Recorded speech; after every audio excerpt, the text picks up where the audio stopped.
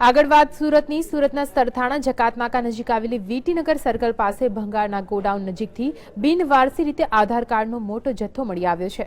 આધાર કાર્ડની સાથે PAN card અને માર્કશીટ પણ મળી આવી છે। આ અંગેની જાણ ભંગારના ગોડાઉનના માલિકે પોલીસને કરી હતી અને પોલીસે આધાર કાર્ડનો જથ્થો કબજે કરી વધુ તપાસ હાથ ધરી છે।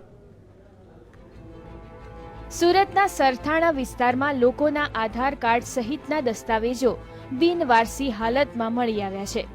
આ પ્રકારની ઘટના શહેરમાં પહેલી વખત નથી બની। અનેક વખત આ જ પ્રમાણે આધાર કાર્ડો બિનવારસી હાલતમાં મળી આવ્યા છે, ત્યારે ફરી મોટા પ્રમાણમાં આવો જથ્થો મળ્યો છે। સુરતના સરથાણા જકાતનાકા નજીક આવેલા વીટીનગર સર્કલ પાસે ભંગારના ગોડાઉન પાસેથી બિનવારસી હાલતના મોટા પ્રમાણમાં આધાર કાર્ડ અને માર્કશીટ જેવા દસ્તાવેજોનું પોટલું મળી આવ્યું હતું।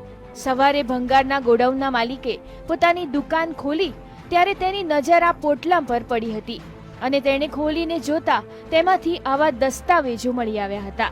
લોકોના સરકારી દસ્તાવેજો જણાતા દુકાન માલિકે તાત્કાલિક સ્થાનિક પોલીસનો સંપર્ક કર્યો હતો। જો કે ઘટનાની જાણ સ્થાનિક કોર્પોરેટર અને કોંગ્રેસીઓને થતા તેમણે હોબાળો પણ કર્યો હતો અને જવાબદારો સામે યોગ્ય કાર્યવાહીની માંગ કરી હતી। જો કે ઘટના પગલે ઉચ્ચ પોલીસ અધિકારી ઘટના સ્થળે પહોંચી હતી અને મળી આવેલા અંદાજે 500 થી 700 જેટલા આધાર કાર્ડ સાથે પાન કાર્ડ અને યુનિવર્સિટીની 2014ની માર્કશીટને કબજે લીધી છે।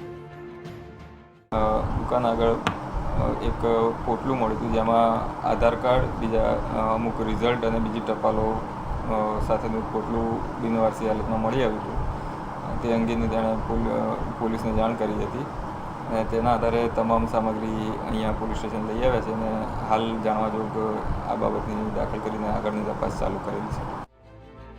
જો કે સુરતના વિવિધ વિસ્તારોમાંથી આધાર કાર્ડના જથ્થા મળી આવ્યાના બનાવો અનેક વખત સામે આવી ચૂક્યા છે।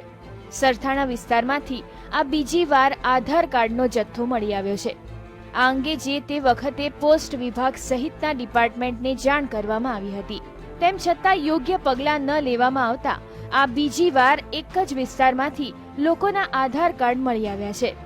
ત્યારે હવે આ વખતે તંત્ર કયા પ્રકારના પગલાં ભરે છે તે જોવું રહ્યું। સંજય મહંત, GSTV, સુરત।